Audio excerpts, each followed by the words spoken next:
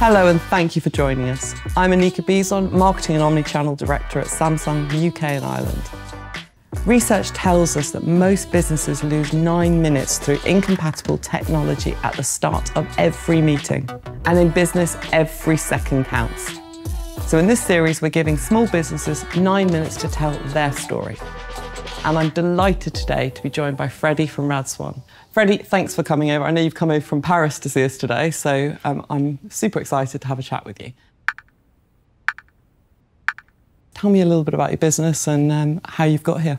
So RadSwan, we are a brand of premium synthetic hair extensions. We started with wigs and with clip-ins, so we create fabulous hairstyles for Black women. My background is in digital marketing, and I was working, and I was really into fashion at the time, and I started like online diary / fashion blog. That was like 10 years ago, actually. Mm-hmm. And then, Instagram started, and it just became bigger. And I was known to like always be rocking this like big afro that everyone thought was all my hair. But like it wasn't. It was something I had created because I couldn't find what I really wanted in the shops online. And I just thought, okay, so maybe this is what I should do. And I started as a side hustle. It was called Big Hair No Care because it was just like big hair and it was so easy. There was no care, no maintenance.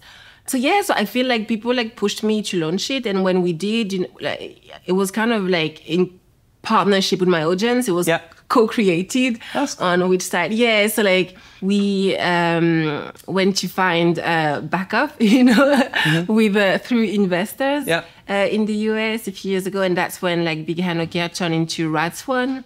Again, a name that I found with the help of our community. Tell me how you start a business. Talk to me about that first journey. Yes. So, I don't know, at the time it felt so much easier, because I was so driven by the mission. Like there was such a, in my situation particularly, there was such an obvious and huge gap in the market. Yeah. It's easy to gather the confidence and maintain the confidence that you need to get started because it's not like there's like thousands of other brands doing it.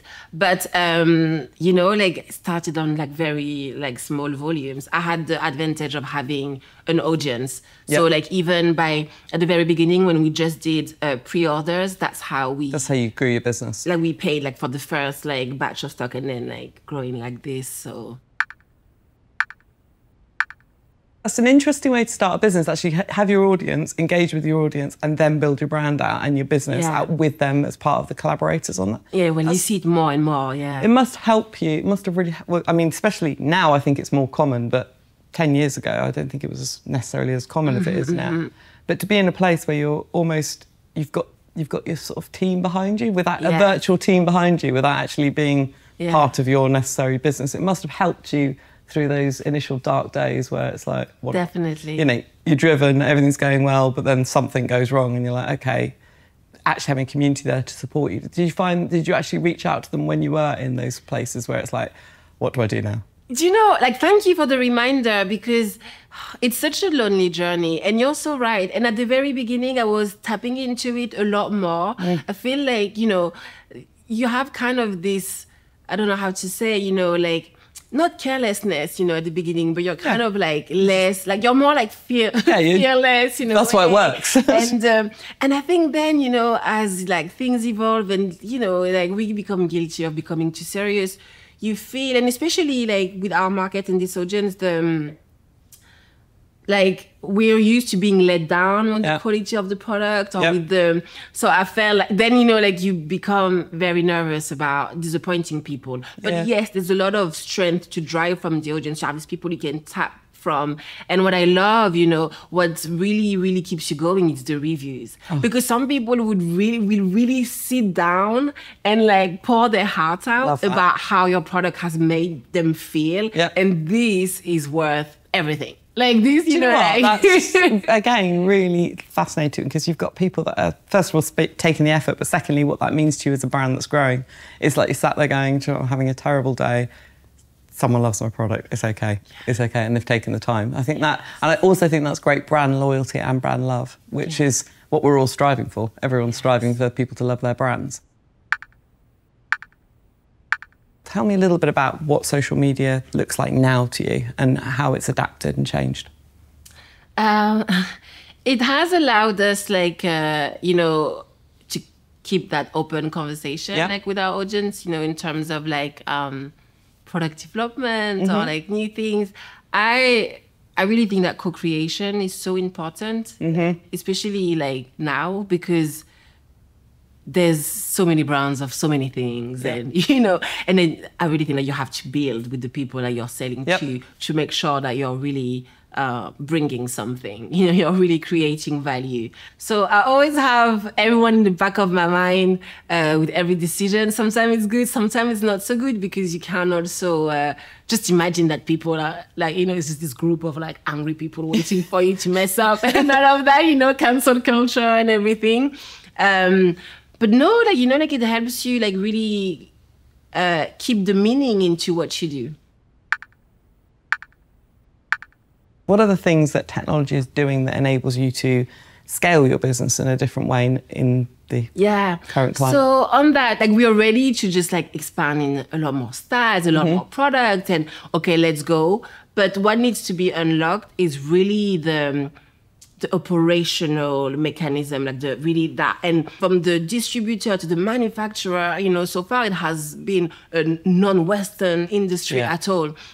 So now, to really like have like the scale that we deserve and like the reach that we mean, it's really about like finding those right actors and these right people, and technology has been, you know, fantastic for that. Obviously, like what it allows, that conversation, you know, like video calls, phone calls, like across different time zones and all of that. But also like in terms of product development, but also like how you solve some of the problems that we've had. And a lot of this wouldn't have worked with the technology, but I find that what is like such a, you know, for a borderless brand and all of the challenges that we've had, it's nice that we can also look for the solutions and look for, you know, our village in the same borderless way. Yep, 100%, 100%.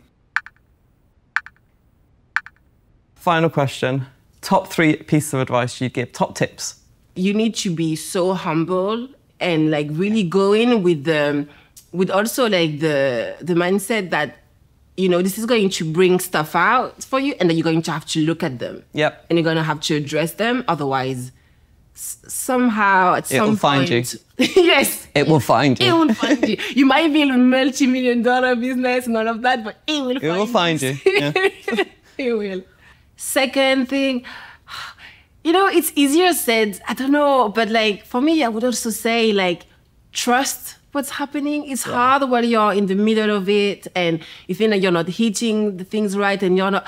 But you know what? Like, I think in the end, everything happens for a reason. And, you know, it also like teaches you to like adapt. And it goes back to my first point, like, don't ignore what comes up. What comes up is like what you need to be faced. And then like, I think like, I feel like this is redundant, but my third tip would be, you know, to be flexible. But so that's kind of what I've said before. So I would say, but we've touched on that before and say how it's very difficult, the balance. But, you know, like, don't make your business your identity.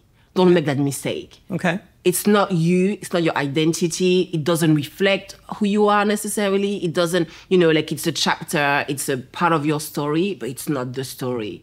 And I think it's so important, and especially now with like social media and like, oh, personal brand, and you have this brand and everything is so branded. Yep.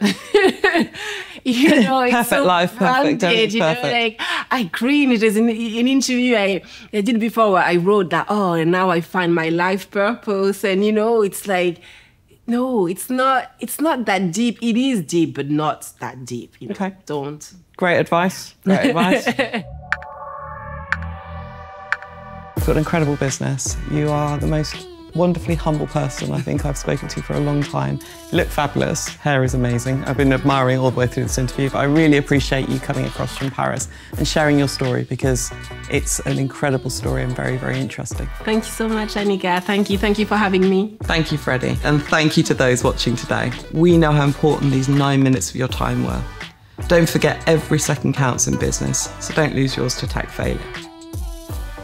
Stay tuned for the next episode. We'll be joined by Freddie Garland, founder of Freddie's Flowers.